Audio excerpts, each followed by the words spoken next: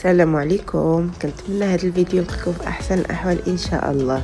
فيديو جديد، وصفه جديده. الوصفه ديال اليوم هي ملوزه بالبيستاج اللي كتجي رائعه معلكه وزوينه. بقاو معايا الاخير ديال الفيديو باش تشوفوا الطريقه والوصفه. غنحتاجو في المقادير اللوز، البيستاج، البيض، السكر كلاسي سبيسيال، واحد الزا خميره الحلويات، نكهه ديال البيستاج، والملون الغذائي في الاخضر، وملعقه الزبده نسيت ما صورتهاش لكم هنا. عندي 500 غرام ديال اللوز طحنته حتى ولا عقده، و100 غرام ديال الكركاع طحنته حتى ولا عقده.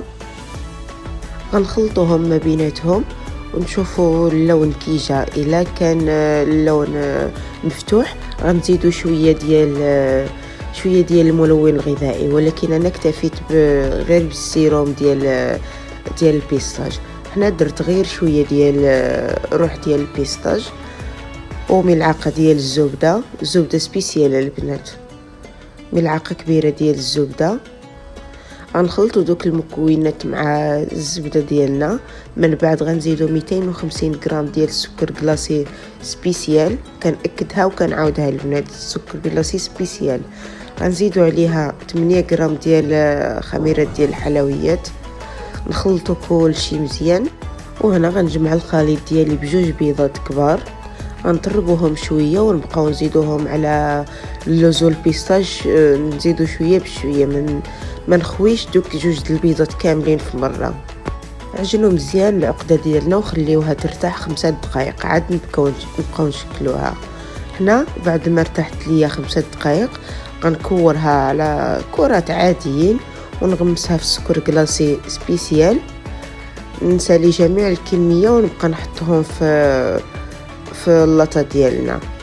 هنا البنات ملي غتغمسوهم في السكر كلاسي غير خليو فيهم السكر كلاسي بزاف، يعني ماشي تقولوا راه بزاف ديال السكر او لا، راه كتشربوا هي. المهم هنا حطيتهم كاملين في اللاطه ديالنا. دابا غير بصبع يدنا او بشي طبع هكا غنشكلوا حفره في الوسط، يعني غنبركوا عليها في الوسط باش منين غطيب فين غنديروا داك اللوز كونكاسي في الوسط. شوفوا هنا غنسالي جميع الكميه وغندخلها للفران طيب على نار مهيله حتى نشوفوها بدات كتحمر من التحت، ودغيا خرجوها. وإلا بغيتو تردوها شويه من الفوق تحمر، هي هذيك. ما بغيتوش راه في الاصل هي راه كتكون طابت منين كتبان لكم تحمرات من التحت.